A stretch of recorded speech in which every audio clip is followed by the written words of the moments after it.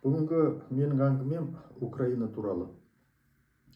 Өздеріңізге белгілі бірнеше жыл міне соғыс болып жатыр, онда мынау сұрақтар туындап жатыр әртүрлі. Қолымнан келгенше осы Украина туралы айтайын дегем. Өзімнің пікірімді, ойымды жеткізейін дегем. Соныменен Украина халқының негізі бұлар славяндар. Өздеріңізге белгілі 862 жылы мына 4 қауымдастық, бұл елмен славяндері, бұл Новгород маңайында тұрған кривичтар, бұлар Подония, Днепр жағалауында тұрған дейді, және мына фин-угор қауымдастары Чуд және Вест, барлығы 4-еу. Осылар белгілі бір шешімге келе алмай, ақыры варяг Рюрикті өздерін басқаруға шақырған. Рюрик жалпы Швецияның жерінде Рус деген район, аймақ бар. Сол жерден келген өзінің руымен. Осылай Рюрик осы 4 қауымды, и одан кейін оның баласы, немере ұрпақтары мына славяндарды қосып өздеріне соларды билеп мемлекет құрған. Мына Рюрик өлгеннен кейін Игорь соның ағайыны болу керек, Олег, мына 882 жылы Киевті басып алады. Ол кезде Киев тұрғындары болған, қала болған. Ал Игорьдің баласы Святослав кезінде мына үлкен қазір қағанаты құлайды, әлсіреп. Ол әлсіреп құлаған себебі, ол мен айтамын 8-ші буынның синдромы. Осындай концепциям бар, осы қазір қағанаты өзінен өзі құлайды, жалпы алғанда. Осы Святославтың баласы Владимир, осы Владимирдің кезінде бұлар православие қабылдайды. Ал Владимирдің балалары көп болған, 12-13 бала. Бұлар бәрі билікке таласады. Билікке таласу себебі, жаңағы бір себеп, бұл 7-ші буынның синдромы деймін. Осы 12-13 баладан біреу ғана қалу керек. Сол қалған бала билік істеп, бұл Ярослав Мудрый. Осы қалған ұрпақтардың бәрі осы Ярослав Мудрыйдың ұрпақтары. Ал енді біздің концепциямызға байланысты осы Ярослав Мудрыйдың 7-ші буынында бұлар тағы да бір-бірімен қырылысып, жеңіліп, тарихқа кетулері керек. Міне біз мен таблица сыздым, осы таблицаны қарайық. Бұл таблицаның ерекшелігі, қарап тұрсыздар, Ярослав Мудрый, бұның балалары, немерелері, шөбере, басқа ұрпақтарының көбі Қыпшақ хандарының қыздарына үйленген. Міне көріп тұрсыздар, Схамырдан Ярославтың бір ұлы Всеволод, Анна Половецкая. Бұл жаңағы Қыпшақ ханның қызы. Оның баласы Владимир Мономахта Қыпшақ ханның қызына үйленген. Оның баласы Юрий Долгорукий, Анна деген православие қабылданғаннан кейін ханның қызы. Ең кіші Андрей, ол да Тұғыр ханның немересіне үйленген. Енді Изяслав бір баласын қараңыз. Бұның да Святополк деген ұлы, Елена деген православие қабылдағаннан кейін Тұғыр ханның қызы. Бұның жаңағы Изяслав, Бречеслав деген 2 балалары 23-24 жаста өлтірілген болу керек билікке таласқан кезде. Ал енді мына жағында Святослав, оның баласы Олег. Олег кезінде Владимир Мономахпен таласып, бұны жер аударып жүрген Византияға. Сөйтіп ол жақта үйленіп, ақыры қайтадан еліне келіп, Қыпшақ ханымен жаңа одақ құрып, Владимир Мономахты Черниговтан қуып шығады. Ол да Қыпшақтың ханның қызына үйленген. Соның балалары Святослав. Вот Святославтың жаңа Игорь деген баласы, бұны мен айтып отқаным, бұл 1185 жылы Қыпшақтарға соғыс бастап, өзі қолға түсіп қалады. Сөйтіп, мына енді қолға түсіп қалғанда бұл жиен ғой. Бұны Қыпшақтар жақсы қарсы алып, 20 шақты нөкері болады, аңға шығады, жалпы. Бәрібір Игорь қашып кетеді. Ал оның баласы Владимир қалып қояды. Сол Владимир жас кезінде аттасқан болу керек, соған мына Қыпшақ ханы Кәншақ қызын береді. Сөйтіп Владимирді босатады, ешқандай айыппұл төлетпей. Соның баласы Изяслав, көріп тұрсыз, 1223 жылы қаза болған. Жалпы алғанда Қыпшақ хандарының қыздарына көптеп үйленген. Себебі Қыпшақтардың мәдениеті мықты болған. Және сөзге мынау егер одақтас болса, одақтастыққа бұлар мықты берілген, сенімді болған. Сондықтан әрбір Рюриктің, Ярослав Мудрыйдың ұрпақтары қыз алып жақын болуға тырысқан. Бірақ Қыпшақтың хандары бұлардан қыз алмаған. Енді жаңа мен үстінде айтып кеттім, 8-ші буынның синдромы, Ярослав Мудрыйдың 7-ші ұрпағында бұлар бір-бірімен қырылысу керек. Бір-бірлерімен қырылыспаса дағы, бұлар жеке-жеке князьдік болып бір-біріне бағынбай тұрған.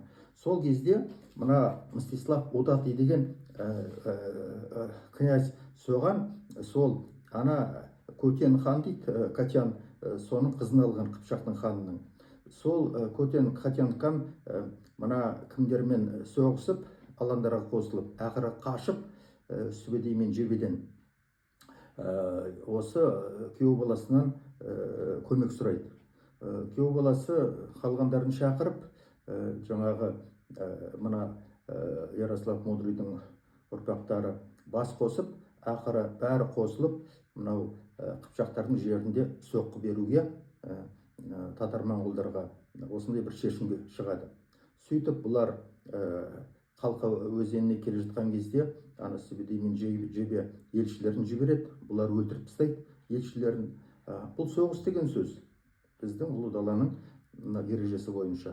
Сөйтіп 20 мың татар-моңғолға 80 мың Қыпшақ орыс әскері жаңағы келеді. Ақыры мына татар-моңғолдар шегініп бірнеше күн Қалқа өзенінің жанында жаңағы тойтарыс береді. Сол соғыста, қақтығыс соғысында мына 80 мың әскер қырылып қалады. Оның бір себебі, жаңағы әртүрлі себептерді айтады тарихшылар. Ең бір себебі бұл 7-ші болды бәрі. Таблицадан көріп тұрсыздар, бір-біріне көмектеспей, бір полкты ұрып жатса, 2-3 полк қарап тұрып, жаңағылар іштерінен осындай психологиялық тип болады. Тіпті 80 мың емес, 120-150 мың болса да жеңіліп қалушы еді. Себебі осындай кезде адамдардың психологиялары, осындай психология тек қана орыс князьдарына емес, қазіргі басқа да жаңағы әулеттерде осындай жағдайларда көп әскермен жеңіліп қалған мысалдар көп. Енді бұлар жеңіліп қалғаннан кейін жаңағы мына Киев Русінің жері 3-ке бөлініп кетеді, 3 аймаққа шамамен. Бұл бөлініп кеткені жаңағы бір жағынан мына оңтүстік батыс және батыс Руси дейді. Бұл енді Галицка Волын княздығы, бұл қазіргі мына батыс Украинаның жері. Осыны Данил Романович басқарған. Чернигов, Киев, Смолен жерлері, бұлар жеңіліп, ойрандалып, күйзелісте болатын. Екіншісі бұл мына Новгород жері. Бұлында ойран болмаса дағы, жеңіліс болмаса дағы, бұлар келісіп салық төлеуге өздерінің егемендіктерін сақтап қалған. Үшінші жер бұл солтүстік шығыс Русия.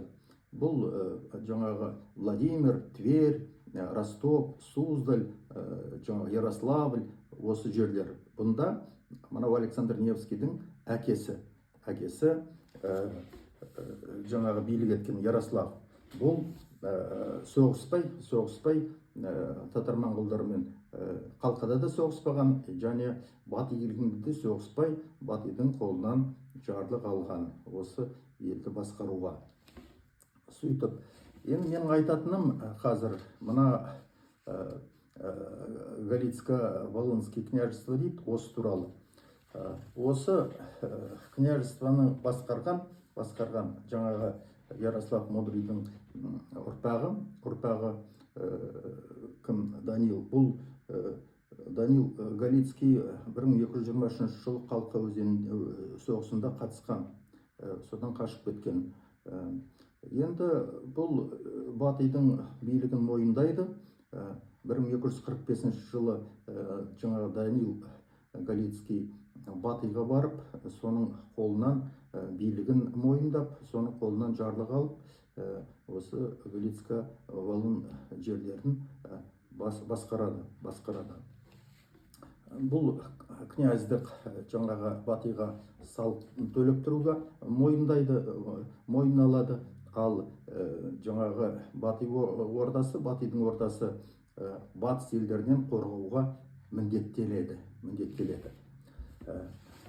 Бірақ та бір мәселе батыс елдерінің үстінен қарайтын мына Рим папасы осы қайта хабарлама жіберіп, мына Данил Галицкийді өзіне қосылуға үгіттейді.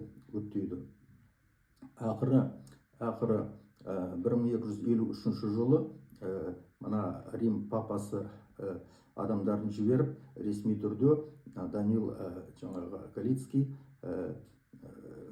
атағын, титулын, король Руси деген титулын алады. Бірақ бұл енді ордаға жетіп, орда өзінің әскерлерін жібереді. 1552 жылдан бастап аз ғана қол келеді. Сөйтіп, бұлар бірақ та жеңілмейді. Ақыры 1258 жылы бұрындай қалың қолмен келіп, Данил қашады Венгрияға. Одан кейін Польшаға қашады. Одан кейін оның інісі Василько және балалары таққа таласып, бәрібір мына орданың билігін мойындайды. Енді ордада да үлкен бір жағдайлар болғаны, бұл Өзбек хан өлгеннен кейін 1342 жылы, 41-дің аяғы 42 жылдың басында Өзбек хан өледі. Одан кейін оның балалары таққа таласады. Содан кейін осындай бұлар әлсірек қалған кезде 1349 жылы Галицко-Волын княздығы екіге бөлініп, біреуі бір жағы Галиция Польшаға қосылады, ал Волынь бұл ұлы Литва княздығына қосылады. Ал енді 1362 жылы мына билікке талас кезінде ордада болып атқан мына Мұрат хан жіберген қол Литваның князі Ольгерттен жеңіліп қалады. Сөйтіп, мына біраз жер, Подолье дейді, мына Киев княздығының жерлері Литваға қосылады. Осылай Киев княздығы Литваға қосылып, шамамен 2 ғасыр осы Литваның құрамында болады. Одан кейін осы Литваның құрамында жүріп, бұлар өздерінің автономияларынан айырылып қалады. 1569 жылы Люблин уни бойынша Литва мен Польша қосылып, Речь Посполитаны мемлекетін құрады. Осы уни бойынша енді Украинаның жері Польшаға тікелей бағынады. Бірақ та бостандық сүйгіш Украин халқы қайта көтеріліп, ақыры 1648 жылы мына Богдан Хмельницкийдің үлкен көтерілісі болады. Бір 10 жылдай ақыры осы сол жағалауы Богдан Хмельницкийге бағынатын бұл өз еркімен Ресейге қосылады. Өзінің автономиясы болды. Ал 1772-1795 жылдары мынау Речь Посполита бөлінген кезде Украинаның оң жағы да Ресей империясының құрамына кіреді. сөйтіп егер 882 жылдан 1250 жылдарға дейін шамамен 400 жыл жаңағы Киев Русі болса, одан кейін Киев Русі құлағаннан кейін 400 жылдай украиндар жаңағы Литва мен Польшаның құрамында болған. Сөйтіп көтеріліп, ақыры жаңағы Ресейге қосылады 1658 жылдары. Одан кейін мына Ресей империясында бұл кезде Романовтар болатын. Осы Романовтар 1917 жылға дейін тақта отырған болатын. Енді 1917 жылы ақ патша құлағаннан кейін Украинада Украина орталық радасы құрылған болатын. Бұл демократиялық Ресейге бағынған болатын. Ал енді 1917 жылдың шілде айында жаңағы Петроград уақытша үкіметі осы раданы мойындаған болатын. Бірақ та мынау қазан көтерілісі болып большевиктер билікке келген кезде бұлар мойындамай ақыры мына жаңағы раданы құлатады 18 жылы. Құлатуға әрекеттер жасайды. Сондықтан 22 қаңтарда 1918 жылы мынау Украинаның радасы, орталық радасы өзінің тәуелсіздігін жариялайды. Бірақ та бұл мемлекет, өздеріңіз білесіздер, 1922 жылы жаңағы большевиктер құлатып, 22 жылы кеңес мемлекетін құрғанда жаңағыны Украин Советтік социалистік республика деп қайтадан құрады. Соныменен мына Украинаның тарихы 882 жылдан 250 жылдарға дейін шамамен 400 жыл. Бұл бір цикл, ұлт болып қалыптасуға болатын цикл. Одан кейін 330 жыл мынау Ресей империясының және кеңес мемлекетінің қол астында болды. 1991 жылдың аяғында тәуелсіз мемлекет болып құрылды Украина. Енді мынау Ресей империясы кезінде, кеңес мемлекеті кезінде ең бірінші мынау Украинаның тарихы бұзылып жазылған. Және қыпшақтардың тарихтары өте жаман болып жазылған еді. Мысалы, бірнеше мысал келтірейін. Мына жаңағы мен айттым ғой, рюриктер кезінде мына қыпшақ хандарының қыздарына көптеп үйленген. Соны мынау кеңес уақытында былай деп жазады енді. Мына рюриктер жаңағы қыпшақтың қыздарын алған кезде жеңіс деп санаған, қыздарын жеңіс деп, ал өздерінің қыздарын бермеген, себебі бұл қорлық деп санаған деп жазады. Ал қыпшақтардың өздерін поганый половцы, оларды жабайы, дым білмейтін адамдар қылып көрсетеді. Бұл дұрыс емес. Қыпшақтардың мәдениеті жоғары, өздері сөзге берік, достыққа нық, одаққа адал болған жаңағы. Сондықтан қыздарын рюриктер әулеті алған хандарын. Бұл тарихи қыпшақтардың тарихын бұрмалау деп санаймын. Тіпті жаңағы мен айттым ғой, Егірдің жаңа істегені 1185 жылы жаңа қыпшақтарға соғыс бастап, өзі қолға түсіп қалған. Сол туралы 1-2 жылдан кейін мына не болады, поэма дастан шыққан. Соны 1788 жылдары шамамен мына мұражайда тауып алады. Бұл қыпшақша жазылды ма, әлде сол қыпшақ жазған болу керек біздің тілмен. Соны мынау Екатерина II-ге 1795 жылы өзгертіп, алатын жерін алып, қосатын жерін қосып, жаңағы несі екінші бір копиясы істелінеді, жасалынады. Ал өзінің жаңағы нақты басылымы ол 1812 жылы Москвада өрт болғанда жанып кеткен дейді. Енді осыны біздің Олжас Сүлейменов осы жаңағы жазылған өзгертілген дананы жаңағы зерттеп көптеген жаңағы түрк сөздері бар екенін дәлелдеп берді өзінің кітабында 1975 жылы басылымнан шыққан жаңағы. Және екі мынау қыпшақтар мен орыстардың арасындағы, славяндардың арасындағы мәдениеттің қалай дамығанын, бір-біріне қандай маңызды қолдау жасап мәдениеттердің дамығанын көрсетеді. Бірақ та осы кітапты кеңес уақытында Олжас Сүлейменовтің осындай қарсы шығып, бұл дұрыс емес, қыпшақтар осындай артта қалған, алатын ештеме жоқ, бұл орыстың уникальный өзінің дастаны деп, Олжас Сүлейменовті ұлтшыл деп, пантюркизм деп, әжептәуір жаңағы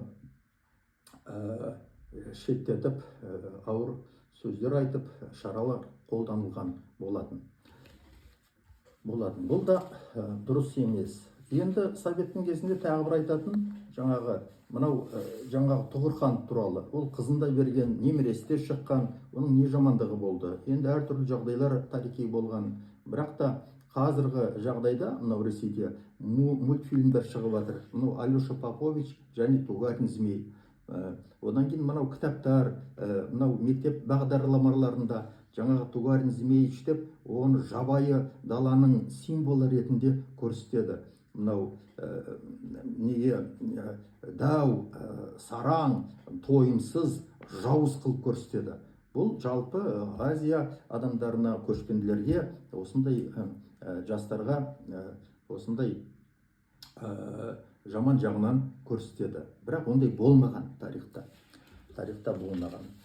Енді ең соңғы бір айтатыным, мына 1991 жылы Украина тәуелсіздік алғандықтан алып, бұлар дами бастады. Бірақ өздеріңіз білесіздер, 2014 жылы басында жаңағы Қырымды және екі облыстың жерін басып алған, ал 2022 жылы 24 ақпанда таңғы сағат 4-те Ресей Украинаны бомбалай бастады. Сол соғыс әлі жүріп жатыр. Енді қазір Владимир Путиннің айтатыны, мына украиндар мен мына ресей орыстар бір халық дейді. Бұлар бір халық емес. Мысалы, осы зерттеген бірнеше рет мен көрсеткен Ержан Харат Даван Шыңғыс хан туралы жазған кітабында бұл кісі былай дейді. У великороссов и вообще народов северо-восточной России примесь больше монгольско-угоро-финской крови. У племен юго-восточной России тюркско-татарской. Отсюда и отличительные признаки в народных характерах этих двух групп. Больше других смещались с азиатами украинцы и донцы благодаря близкому соседству и потому, что жили на путях передвижения азиатских народов на запад. Енді осыны айтқан мен қолдаймын жалпы. Енді бүгін қарасақ, украин тілінде 4000-ға жуық түркі, яғни қыпшақ, яғни қазақ сөздері бар екен, қолданылып жатқан 4000-ға жуық. Ал орыс тілінде 1500-2000 сөзден бұлар ауыстыра берген ғой. 18 ғасырда, 19 ғасырда, 20 ғасырда мынау түркі сөздерін, мынау неміс сөздерімен, француз сөздерімен, ағылшын сөздерімен сөйтіп қалғаны шамамен бір 300 сөз. Әрине біздің жүріс-тұрысымыз, көзқарас, болмысымыз көбінесе мынау украиндықтармен біз жақынбыз. Енді мен осының бәрін неге айттым? Неге айтып жатырмын? Мына Ресей бүгін айтады, Киевская Русьтің тарихына біз мұрагерміз дейді. Жоқ, Киевский Русь бұл Украинаның тарихы. Москва князьдігі ешқандай қатысы жоқ. Киевский Русь болғанда тіпті Москва болмаған. Оның үстіне мына Юрий Долгорукийден бастайды, Москва рюриктерінің жаңа князьдерін. Юрий Долгорукий оның мына әкесі 8 бала, соның 6-шы бала ма 7-ші баласы ма жаңағы Юрий Долгорукий, Владимир Мономахтың, бұл кіші буын. Сондықтан бұл жаңағы Киевский Русьтің тарихы 862-882 жылдардан бастап 1250 жылдарға дейін бұл Украинаның тарихы. Менің айтып жатқаным, осы Украин тарихшыларымен кездесіп, тағы да басқа қоғам қайраткерлерімен кездесіп, біздің Қыпшақ тарихын жөнге объективті түрде жазуымыз керек деп мен ойлаймын. Жалпы Украина халқы қаншама жыл, 400 жылға жуық Литва, Польша кезінде егеменді болуға, ел болуға көтерілістер жасап, қақтығыста болды. Одан кейін Ресей империясының кезінде тіпті Украина тілін бірнеше рет тыйым салынды ғой, кітап басуға болмайды деп жойып жіберуге украиндарды қанша көтеріліс болса да, атса да, асса да, аштықпен қырса да, кеңес уақытында болған оқиғалар. Соған қарамай Украина халқы бостандық сүйгіш өзінің мемлекетін бүгін қорғап соғысып жатыр. Енді мен өзімнің пікірімді айттым. Соғыс деген жаман, соғыс деген бітсін. Бітеді деп мен ойлаймын.